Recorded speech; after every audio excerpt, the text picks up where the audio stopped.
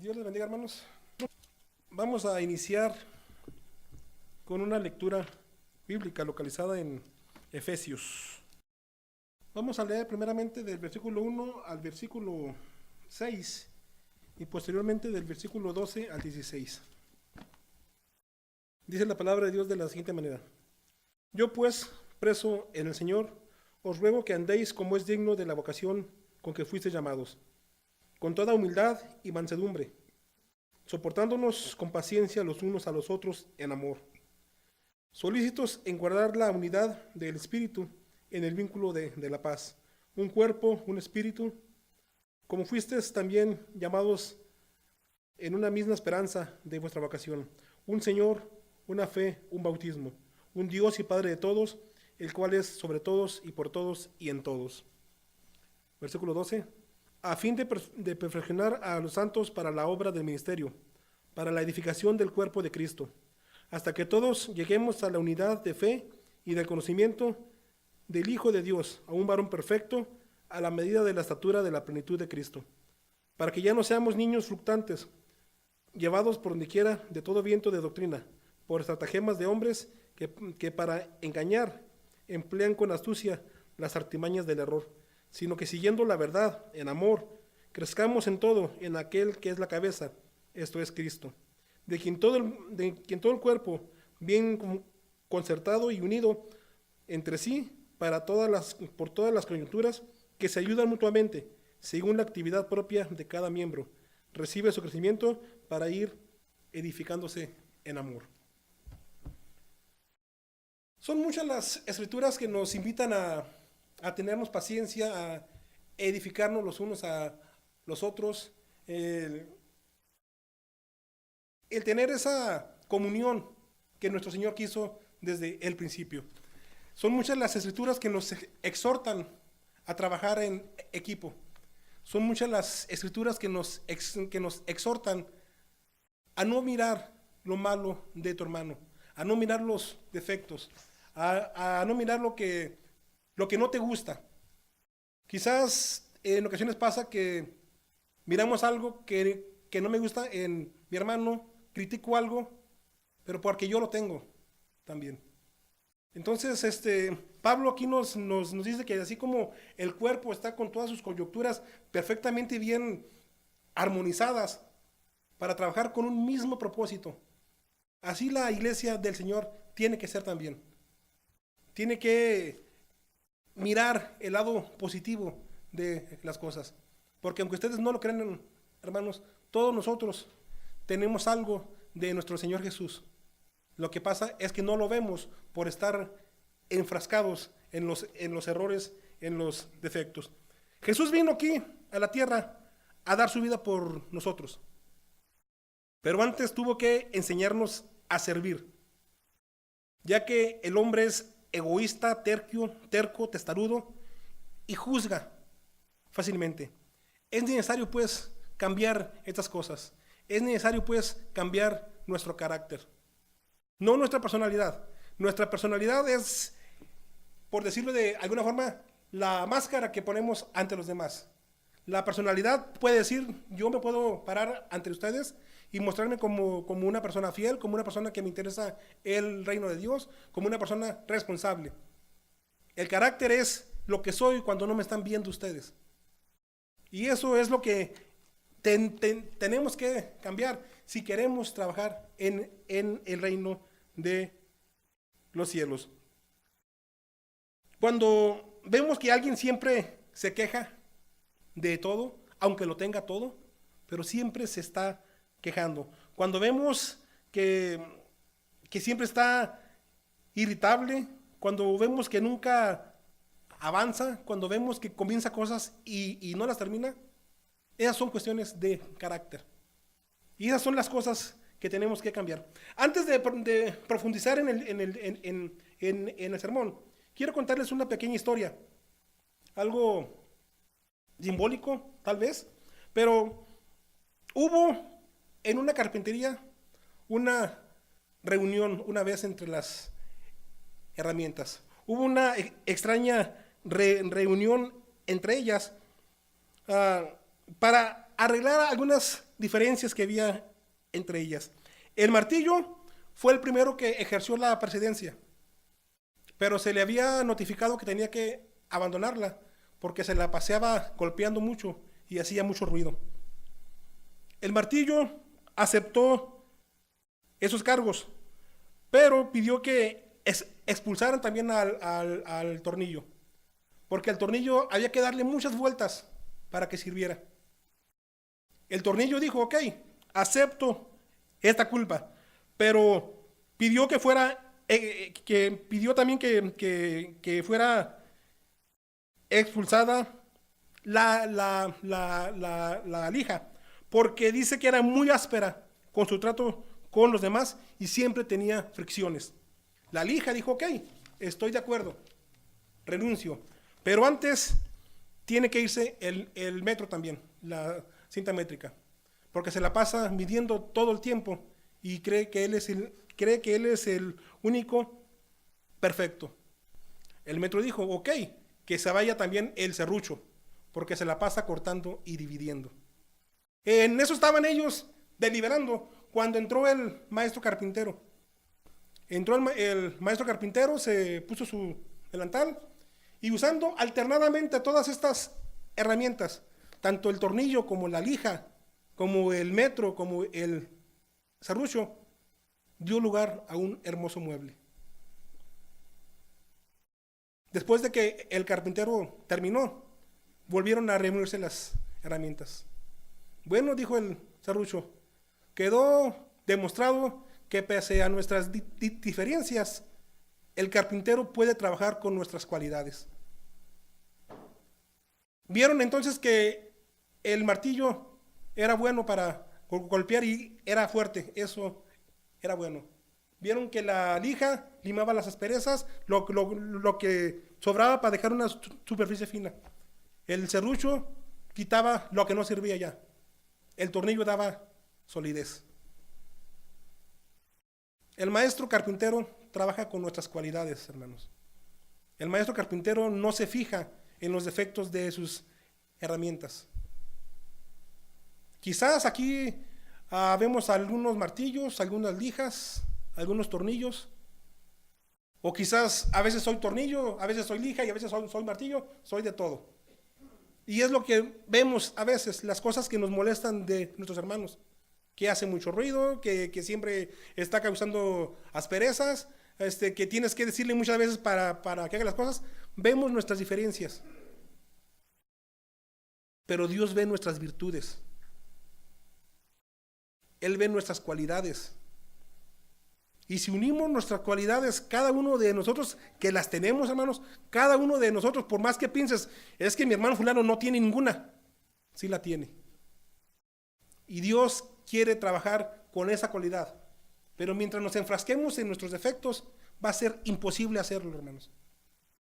Nosotros tenemos que, pues, fiarnos de nuestras habilidades para poder hacer que esta carpintería trabaje, hermanos. Que fabrique bonitos muebles.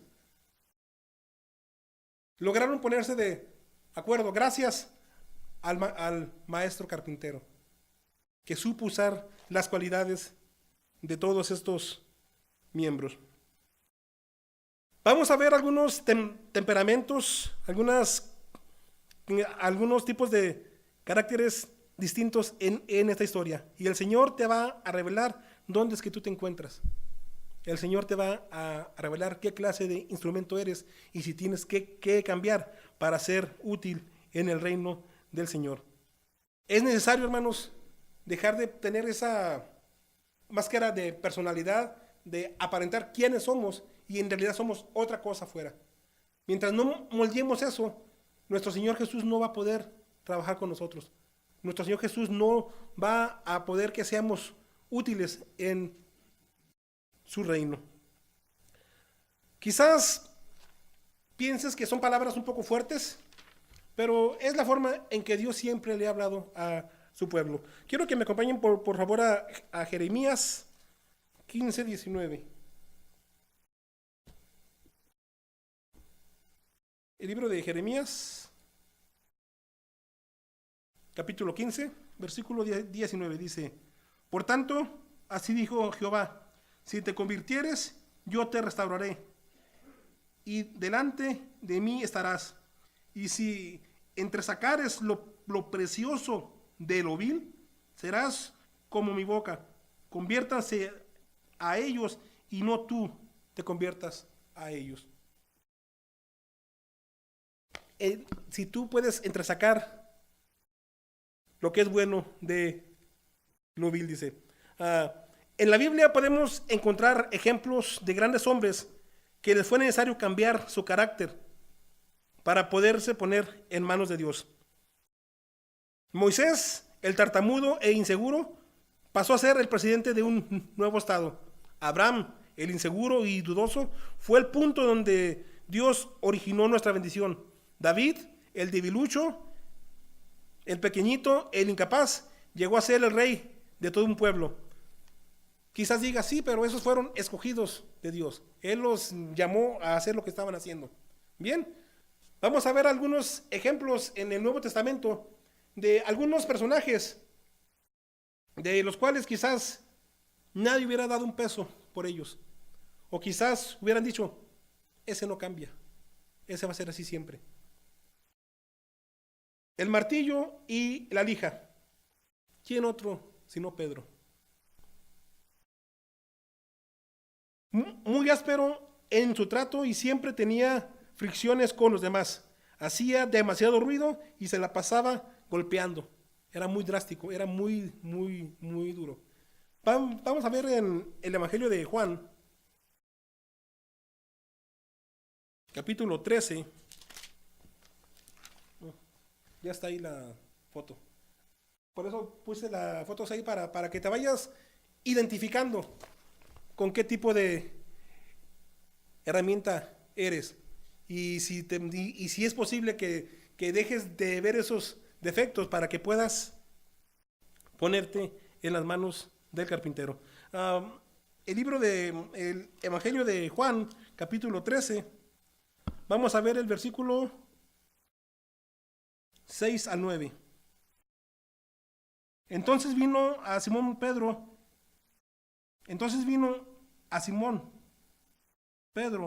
y Pedro le dijo, Señor, ¿tú me vas a lavar los pies?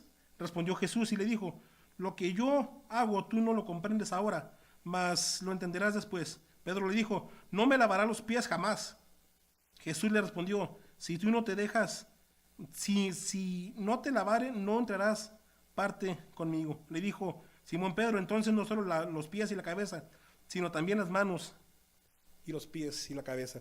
Pedro siempre andaba con sus cosas, diciéndole no al Señor. Y no en una ocasión, varias veces. Diciéndole que no era posible. Ahí mismo en los versículos 36 y 38. Del 36 al 38. Dice, le dijo Simón Pedro, Señor, ¿a dónde vas? Jesús le respondió, a donde yo voy no me puedes seguir ahora, mas me seguirás después. Le dijo, Señor, ¿por qué no puedo ir ahora? Mi vida pondré por ti. Jesús le respondió, tu vida pondrás por mí. De cierto te digo, que antes de que el gallo cante, ya me habrás negado 3 veces. Siempre Pedro tenía sus objeciones. Más adelante delata la anécdota cuando van a aprender a Jesús, cuando saca su espada y le corta la oreja al soldado. Siempre con sus arranques, siempre golpeando, siempre con su dureza. Quizás tenía mucha influencia con los apóstoles. Quizás era el que los tenía más influenciados cuando decía, a lo mejor, pero Señor, ¿cómo lo vas a sanar si es fariseo? Si es prostituta, si es un leproso. Así era Pedro. Pero ¿qué tuvo que hacer Pedro para poder ser útil en las manos del carpintero? Cambiar su carácter.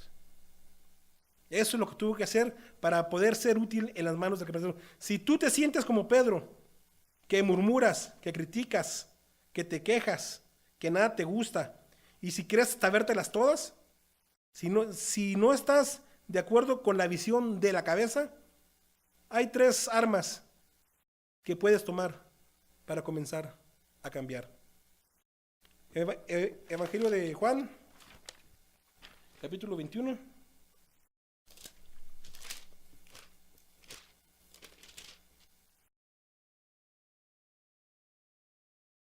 Vamos a ver el versículo 7, 11 y 12. Versículo 7 dice: entonces aquel discípulo a quien Jesús amaba dijo a Pedro: es el Señor. Simón Pedro, cuando oyó que era el Señor, se ciñó la ropa, porque se había despojado de ella, y se echó al mar. Este versículo 7 te enseña que tienes que tener un espíritu dispuesto a recibir. Porque los Pedros por lo general no reciben fácilmente, sino lo que quieren recibir. Cuando el discípulo amado, o sea Juan, le dijo: es el Señor, no lo creyó. Quería cerciorarse por él mismo, y se tiró al agua para ir hacia donde él estaba. Tienen que estar dispuestos a recibir. Versículo 11. Subió Simón Pedro y sacó la red a tierra llena de grandes peces, 153, y aún siendo tantos la red no se rompía. Pídele al Señor que aumente tu fe. Pedro estaba carente de fe, porque los Pedros tienden a esperar a que grandes cosas pasen para poder creer, y no se fijan en los pequeños detalles, que es en donde están las grandes bendiciones. Versículo 12. Les dijo Jesús: venid, comed.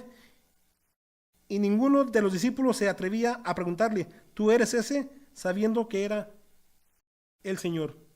Tenemos que renunciar pues al orgullo, porque a los Pedros les cuesta reconocer quién tiene la autoridad.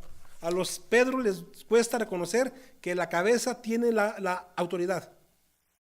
Ese era Pedro, pero Dios logró cambiarlo. ¿Por qué? Porque él cambió su carácter y Dios pudo usarlo.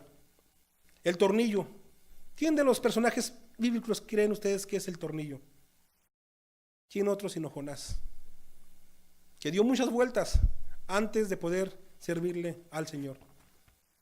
Tenía que dar muchas vueltas para que sirviera de algo. Vayamos al libro de Jonás. Versículo 1.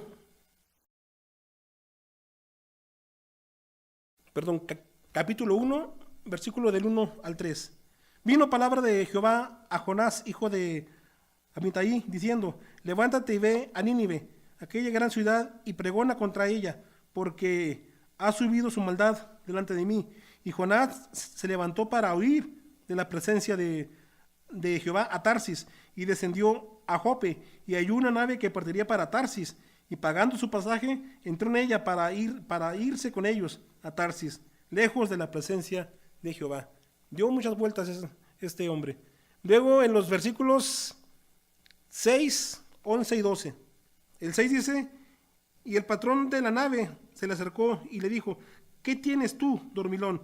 Levántate y clama a tu Dios. Quizás él tendrá compasión de nosotros y no perezcamos. 11 y 12. Y le dijeron: ¿qué haremos contigo para que el mar se nos aquiete? Porque el mar se había embravecido más y más. Él le respondió: tiradme y echadme al mar, y el mar se os aquietará, porque yo sé que por mi causa ha venido esta gran tempestad sobre nosotros. ¿Cuántas vueltas tuvo que dar Jonás para ser obediente? ¿Cuántas veces hemos dado vuelta a nosotros para hacer lo que Dios nos ha mandado hacer?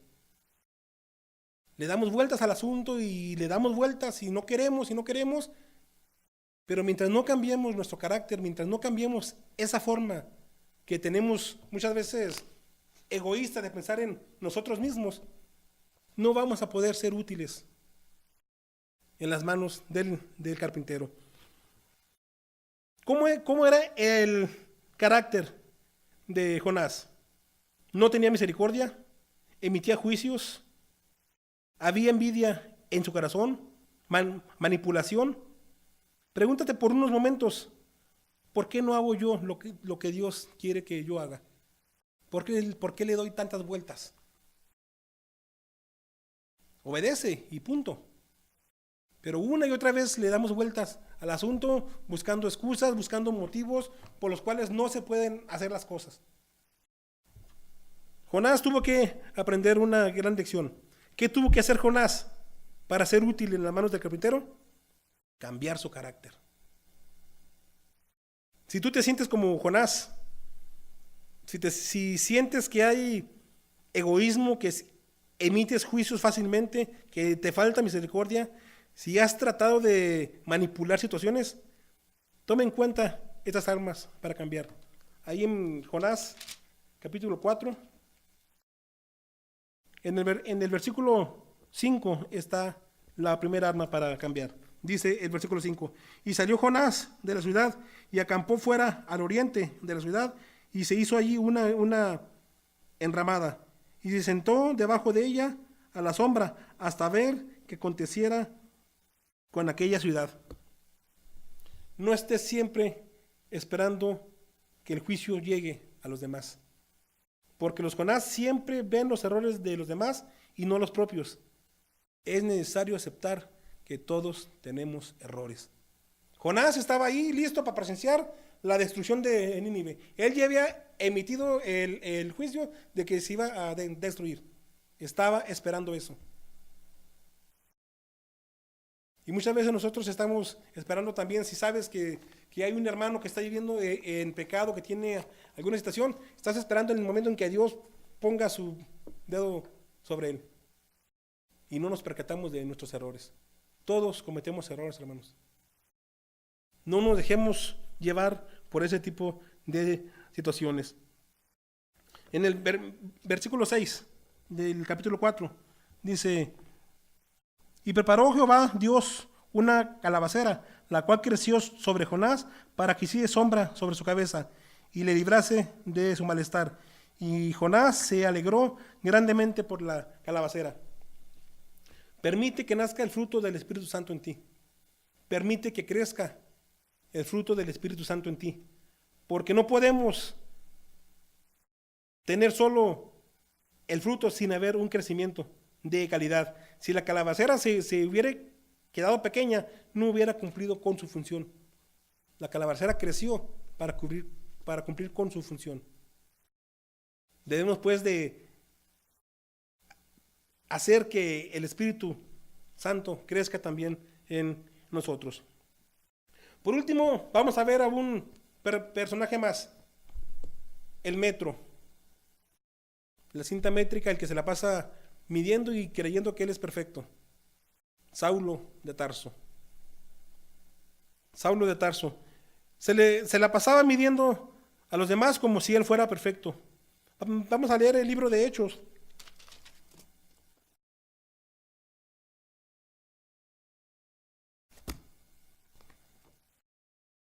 Hechos capítulo 3.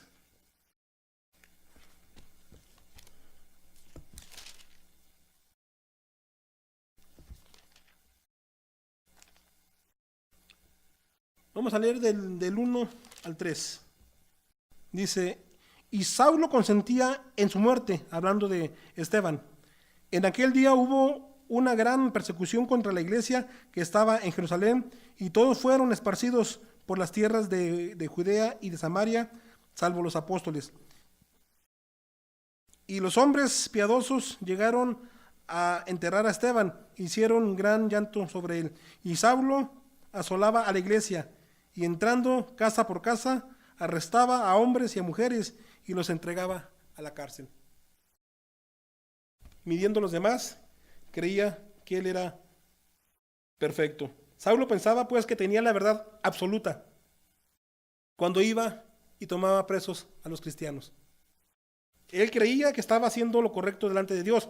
Consintió con la muerte de Esteban, creyendo que estaba haciendo lo correcto delante de Dios, porque según su pensamiento era lo correcto.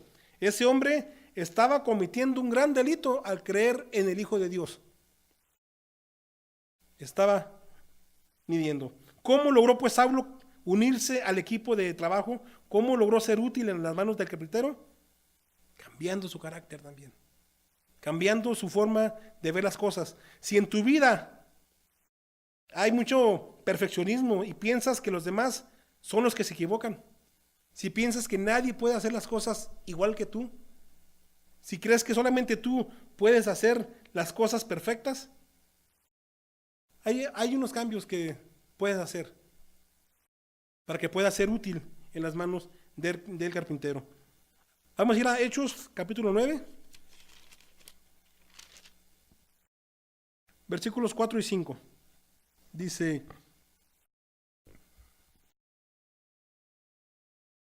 y cayendo en tierra, oyó una voz que le decía: Saulo, Saulo, ¿por qué me persigues? Él dijo: ¿Quién eres, Señor? Y le dijo: yo soy Jesús, a quien tú persigues. Dura cosa es dar coces contra el aguijón. Humilla tu corazón, porque un corazón humillado tiene la capacidad de discernir la voz de Dios para que sea Él quien revele la verdad absoluta. Un corazón humillado. Humilla tu corazón. Versículo 6. Él, temblando y temeroso, dijo: Señor, ¿qué quieres que yo haga? Y el Señor le dijo: levántate y entra en la ciudad y se te dirá lo que tienes que hacer. Ponte al servicio del Señor. Señor, ¿qué tengo que hacer? Le dice. Esa simple frase es la que podemos pronunciar también nosotros, hermanos.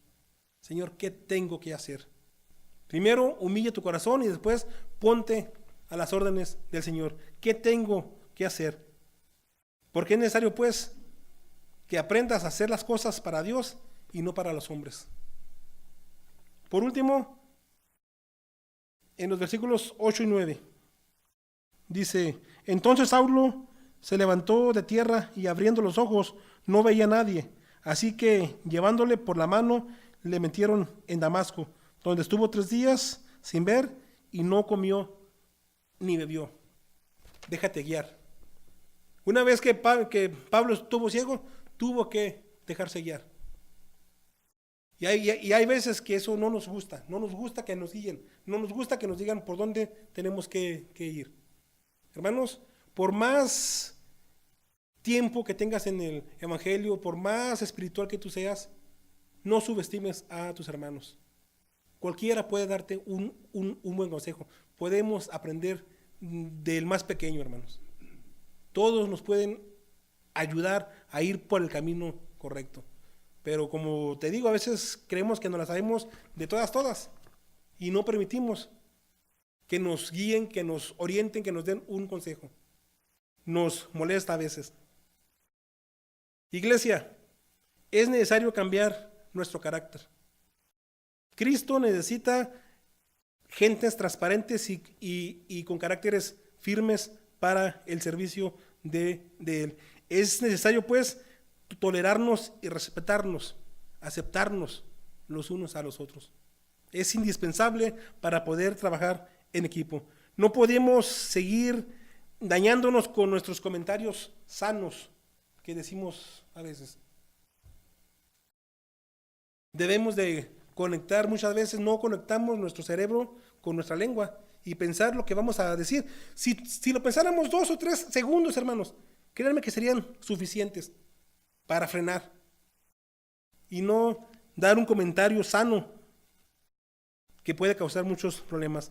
No podemos negar, pues, que Judas fue el peor enemigo de Jesús en cuanto a sus discípulos, pero tal era el amor y el trato de ellos entre sí que ninguno se percató de quién era el traidor. Fíjense, hermanos, cuando Jesús les dijo: en uno de ustedes es el que va a entregar, ninguno sabía. ¿Por qué?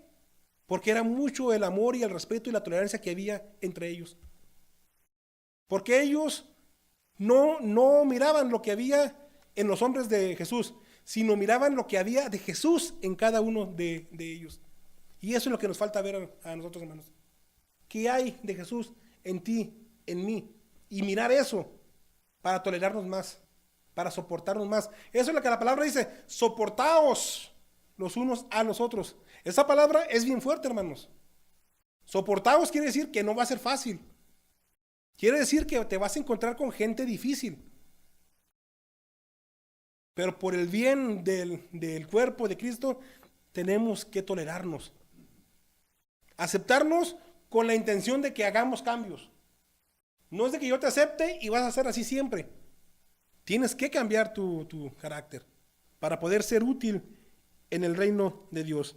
Como te digo, esto solo fue posible. Fue posible que ellos no se percataran de que Judas era el traidor, porque veían lo que había de Jesús en él. Y por eso fue que ellos no se percataron de ese detalle. Pedro, Jonás, Saulo cambiaron su carácter y fueron instrumentos de bendición en las manos de Dios. Esto sí, estas herramientas que te mencioné de la historia, había mucha discordia entre ellos. Ya no querían trabajar juntos porque veían los defectos de las demás y no se enfrascaron en sus cualidades hasta que vieron cómo el maestro carpintero trabajó en las cualidades de cada uno de ellos. Y así nuestro Señor está trabajando en nuestras cualidades, hermanos. No echemos a perder la obra que nuestro Señor Jesús está haciendo, poniéndonos en contra, hablando los unos de los otros, murmurando. Son cosas que no van a beneficiar al reino de Dios, hermanos. Podemos trabajar en equipo. Somos un gran equipo, hermanos. Pero mientras sigamos viendo nuestros defectos, mientras sigamos viendo nuestros errores, vamos a estar como las herramientas estas. No, pues yo quiero que se vaya fulano porque hace esto y esto. Y aquel va a decir, ok, sí me voy, pero que se vaya aquel también por aquello y aquello. Y no se trata de eso. Se trata de permanecer en la unidad por la cual nuestro Señor Jesús oró en el capítulo 17 de Juan. Que seamos uno en Él. Pero no podemos ser uno si seguimos enfocándonos en nuestros defectos, en nuestras debilidades y no poner ojo en nuestras virtudes y no mirar lo que hay de Jesús en cada uno de ustedes. Porque hay algo de Jesús en cada uno de ustedes.